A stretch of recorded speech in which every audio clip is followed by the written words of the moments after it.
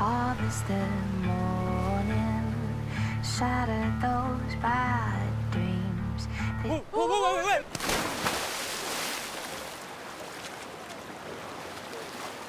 In paradise, bad still happens. First Insurance protects your business, auto, and home with great coverage, rates, and service. Ask your agent for a quote from First Insurance.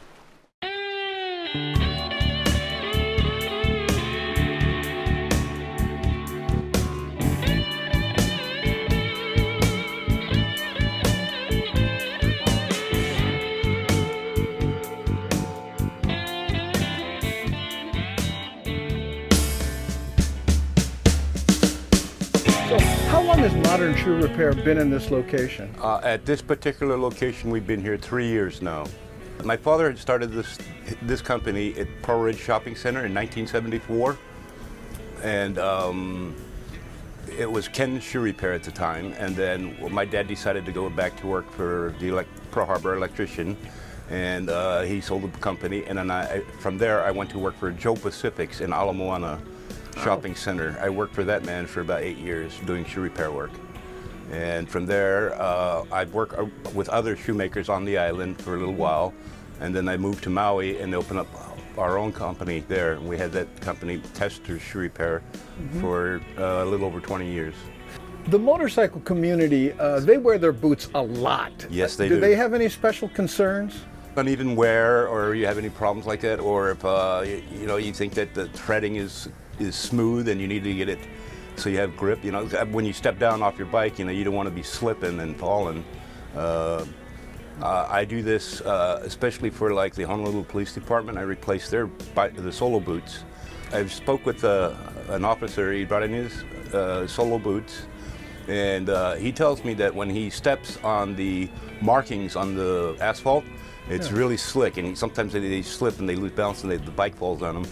So they come to get their soles replaced with a heavy-duty Vibram lug sole. Yeah. Are those some of the police boots that you work on? Yes, these are the police officers' solo boots. Yeah. What normally we do is we replace the bottoms on them, the new soles. On this particular gentleman's one, his leg's a little bit bigger, so we went ahead and installed a zipper for him so he can get it in and out of his boot as quick and easy.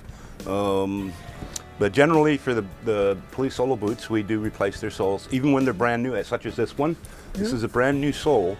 This gentleman will probably come back before using it, or would want to have me to replace the sole with our lug sole, the Vibram heavier duty lug sole, yes. Yeah. So this is what we would put on, like this, with a heel as well. Yeah, those are the ones you did for me, and yes. they're excellent. It's really good grip, yeah. Grip. And they really wear a great deal. How often do people bring in brand new shoes to have them adjusted? Well, I do have a fairly amount of customers that do bring in brand new shoes. The problem with that is, or what they want is, the bottoms of the soles that they buy, they seem to be too slick. They can't wear them, so they want to put on something, a non-slip soling that we put on the bottom. Also, it protects the original sole from wear. So we would go ahead and put this thin, non-slip rubber bottom soling on the shoe. In Hawaii, is there any special types of things you do to shoes that they probably don't do on the mainland? I do some diving tabbies and stuff like that. People that go pick opihi, they bring in their diving tabbies and they ask me to cement the sole back down or even replace the sole for them. I've done that on a couple of occasions, yes. Even the hunters here, the pig hunters, they have these special spike soles on the bottom of their shoes, and I go ahead and do replacements for them. Well, tell you what, Terry, thank you so much for being on Toolin Around and giving us some insight on ways to save money and be safer. Well, thank you. I hope it helps. Thank you very much.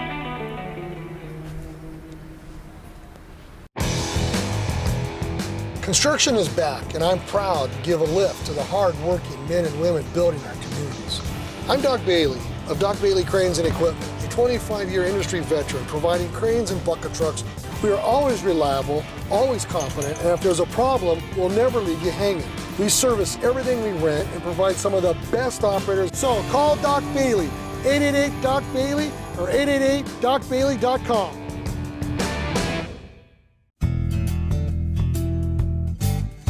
My name is Bruce Paige, and I'm the State Director of Street Bikers Hawaii. All SBU executives and officers are volunteers. No one is paid for any work that they do for SBU. SBU is a organization that was started in 1972, and it's designed primarily to represent motorcyclists' rights. It's an advocacy organization. And as the director, I'm the state senior person for the organization. First of all, for cost, it's $20 per member per year, so the fee's pretty small. And also, a lot of people like to ride husband, wife, or boyfriend, girlfriend, so we give a reduced rate and charge only $30 for a couple. So that's the annual rate, and there's actually a small discount if you get a 2-year or 3-year membership as well. The advantages are fairly significant in a few different ways. First of all, primarily because we're a motorcycle advocacy organization, we promote the interests of our members, first and foremost. And so by being a member, you contribute to our organization financially, but also in terms of, by SBU having a larger membership, it gives us more political control. We're here in front of the state buildings today.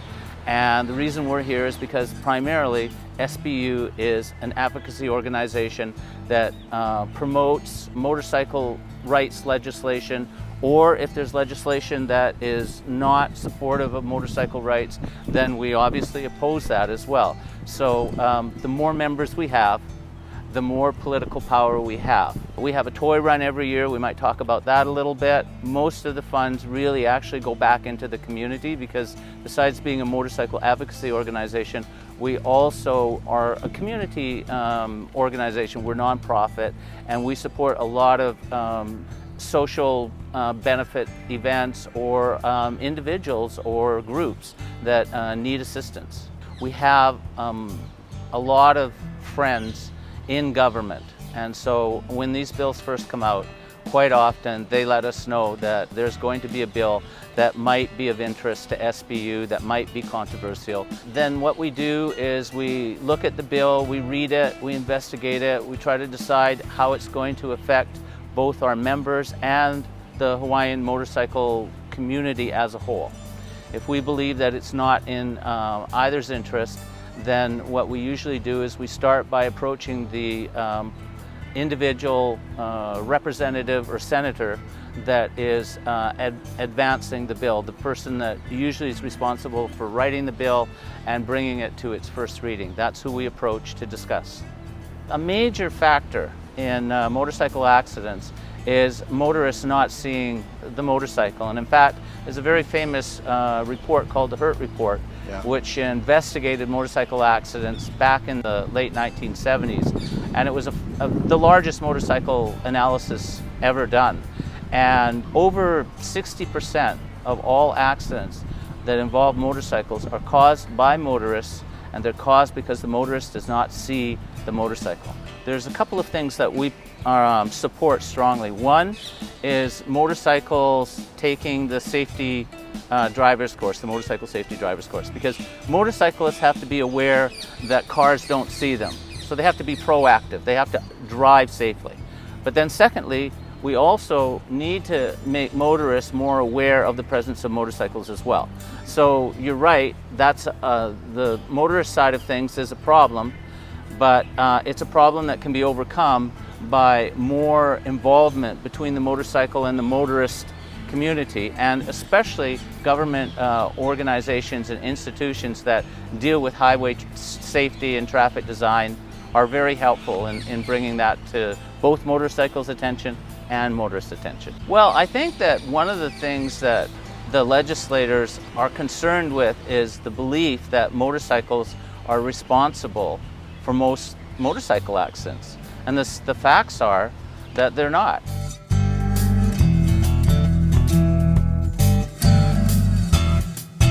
This is Andy Bumatai, and I have a question for you. Do the brands you choose while grocery shopping help feed those in need in Hawaii? Did they help support the Puna community rebuild after the hurricane? When you have a choice, choose to make a difference locally.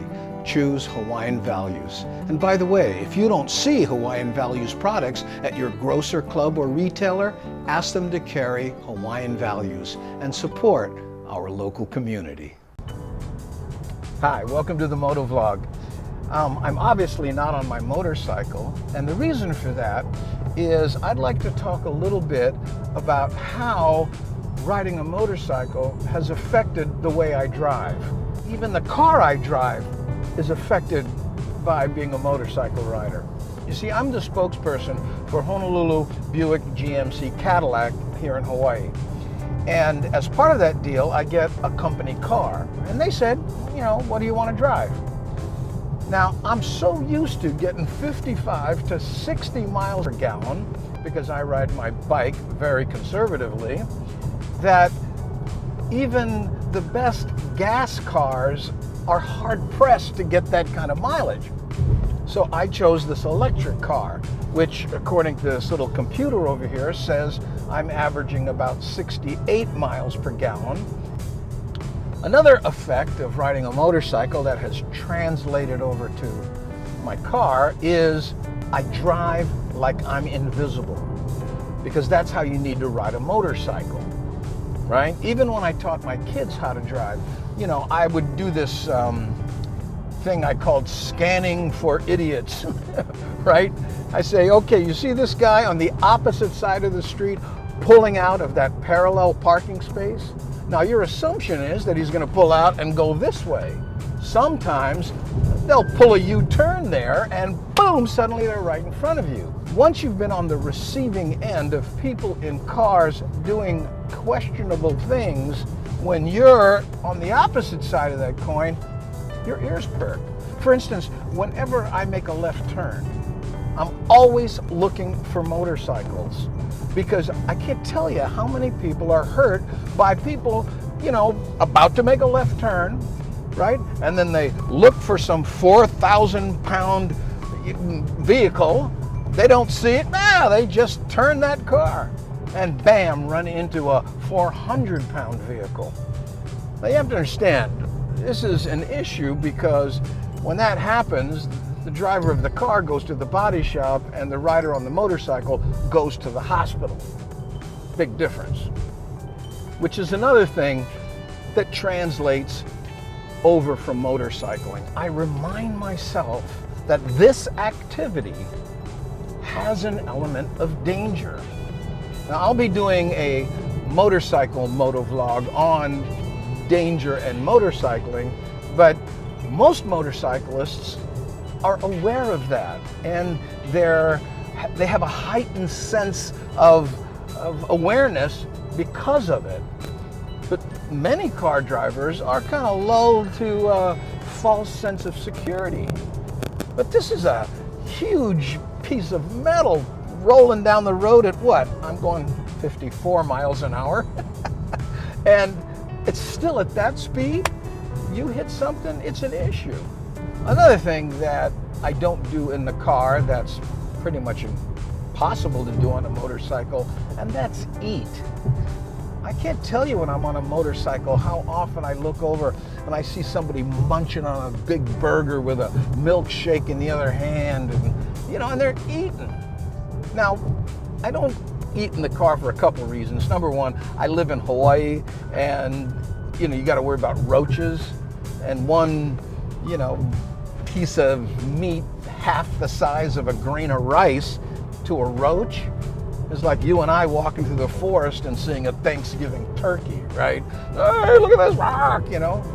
So I don't do that, right? But two, it's distracting.